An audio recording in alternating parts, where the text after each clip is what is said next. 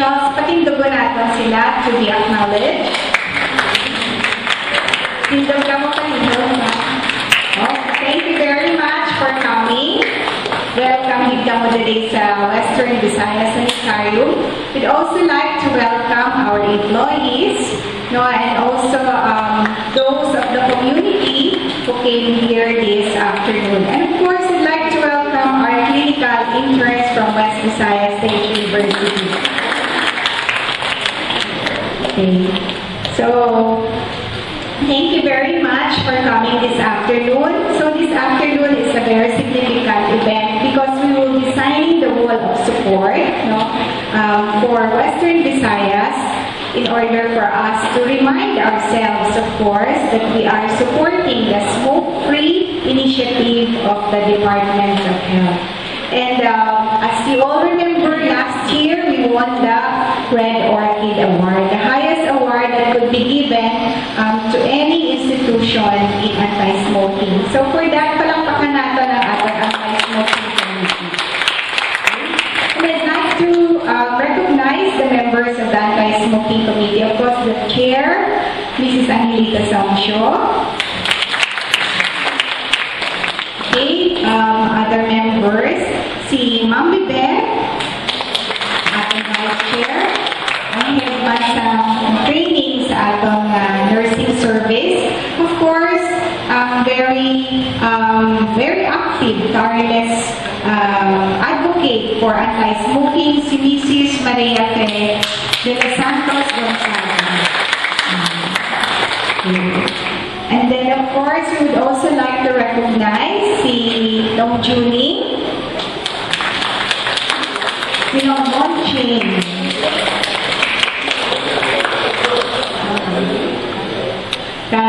si Dong Herman. Thank you very much.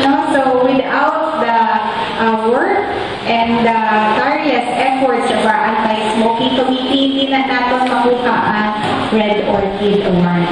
Okay? So hopefully we will continue with this endeavor. I am very thankful that the mayor and the local government officials are in support of this initiative, and hopefully we will also continue to practice this non-smoking initiative so that we will continue to live healthy and wonderful lives. Thank you very much, and God bless to all.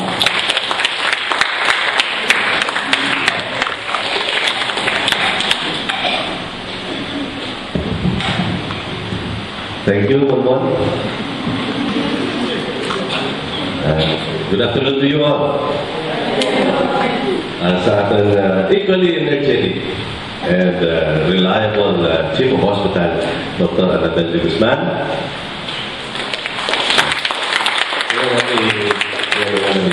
Return of compliment. This is true. The rest of the staff here, of course, Dr. Sinono, Ma'am Lilith, Ma'am Vivian, Mr. Dorlin, Sir Rolin, sa mga nurses and faculties, mga doctors. Here, of course, we have here the Puno Barangay of Barangay Nangayan, Miss Abed Anito. Palakpakan natin ang Nangayan. And the members of the council, the man, and of course the students, the doctors, the residents, the supporting staff, ang ILU na sa tawanan ng Yaman, the Information Liaison Office. And, well, did I forget anybody? Why? Okay, for the rest, good afternoon to you all. Congratulations for this Red Orchid. You're going to get it. Show again this year, and thank you for that effort. But the advocacy of Santa Barbara, because Sanitarium is also a very significant institution for all of us Santa Barbarians. Everything is beyond smoking. It is about the environment. Okay, so we have the Clean Air Act, we have all the ordinances here, but Santa Barbara, at this time, you have at present, you have now this is a culmination of the anti-smoking campaign this afternoon. No, ulihin lang sa Tababara. Because at 3 p.m. today, we will again be embarking on the backlash plastic activity on the entire municipality of Santa Barbara. So today, we will be, this started last Saturday, but of course Monday was na sandwich, Madura, and then Kapon, holiday. And I told the municipality or the employees of Santa Barbara, especially the Alerto, which is in charge of the disaster program of Santa Barbara, that we are again today embarking on the backlash operation, plastic backlash operation of Santa Barbara, wherein all the plastics which are being hung in the fences, in the walls, and so forth and so on, in Baclason, which will commence at 3 p.m. today. So, as Santa Barbara, we will not let other people make Santa Barbara as the waste basket of plastics. Okay? And this will be done unrelentingly, and this will be done repeatedly, regularly, so that we will be able to teach all the institutions, all the organizations, all the companies who dump their plastics here in Santa Barbara before they enter Santa Barbara, before they are doing this. They will think, pwede mapuslan lang naman ang plastics which contain advertisements sa Santa Barbara. We will teach them a lesson that all of them will just come on assigned places. Kung sa kanto ko mo sa munisipyo, maghang ka sa mga advertisement, you get the permit and you are assigned area in the town wherein you can place your advertisement. Hindi lang pwede nga maski diin na.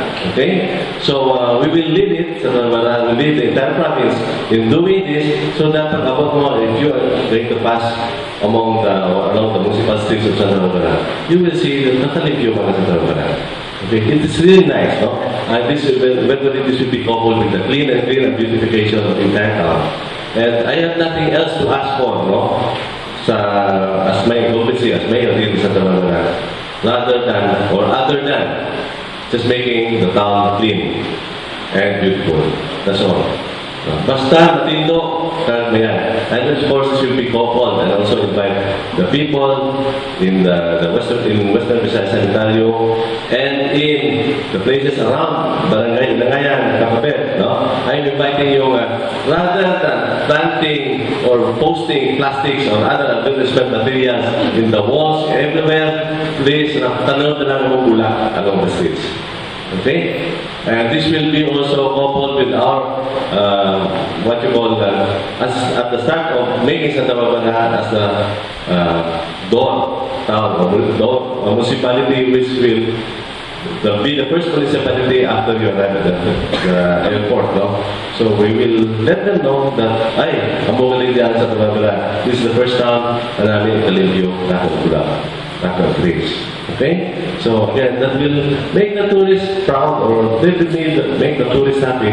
At least, pagwa na sa airport, makita na ang clean ang atong niya.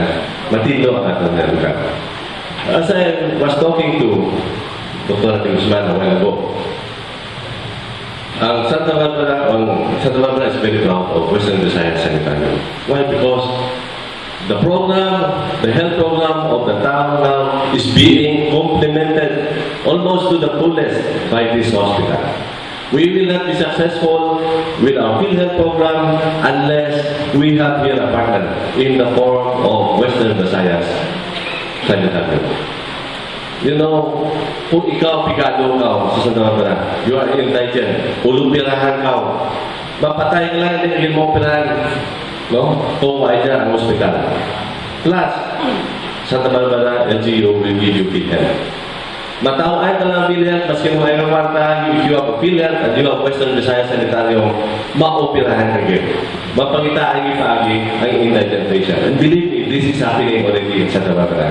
This is the reason why makakabal ako ang PhilHealth program or ang health service sa Santa Barbara is through and through successful because we are giving PhilHealth membership and we are having Western Visayas Sanitarium as our backup in our implementation of our health services.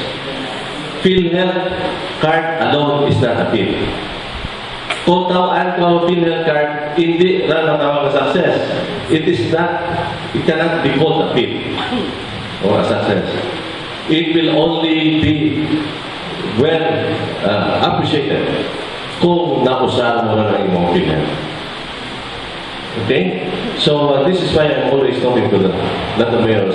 Maski ano karako ang aton na PhilHealth card sa kinatao. Kung hindi man napuslan ang aton mga constituents because we don't have a program like we have a program of Western Visayas Sanitarium, kanugod na lang. Okay? And we don't have the doctors who support a program. Mananyo, depende man sa style ng mga doktor mo.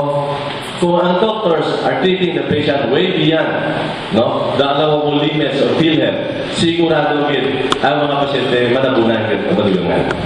Now, in the part of the surgical department here, I always tell the surgeons here nga ipaigo gid ang PhilHealth program, ang benefits ng PhilHealth ng tao sa pasyente para wala ng balay na pasyente. And that is happening again. Okay? And again, I'm also talking with Dr. Annabelle Guzman. Kung Doktora, kita yung here at Western Visayas Sanitarium, Almeida, Santa Barbara, LGU, malikasog natin nga duwa. No? Ang huwag yung malon, hindi kita masaling sa ibang tao. We will do it by ourselves. And I am telling you, if we learn to do things by ourselves, we will be strong. And I am telling this to all the people of Santa Barbara, you just have to learn to stand by yourself. Okay? Because we may not have all these people who are there always to give us something. They will not always be there. No? And most of them, pasarig mo lang. No? Marami mo mga politiko. No? Kada pakayo mo, okay? They must not, they cannot afford to say no to you because they're always counting their votes. Maski if you think that they can do it, most of the politicians will say, okay, I promise you. Okay? So, but we don't swallow what they say, like the singer. I am not a politician, by the way. No? I am about to. Okay, but I belong to this institution. I am a doctor. As long as we are partners, as long as we just appreciate the importance of each other to one another, then we will be able to do it. We will not stick, no, we will not relax. We continue to work for the people of Santa Barbara. And I told you, with all the good intentions that we have, God is always there to support us. So again, thank you very much and good afternoon.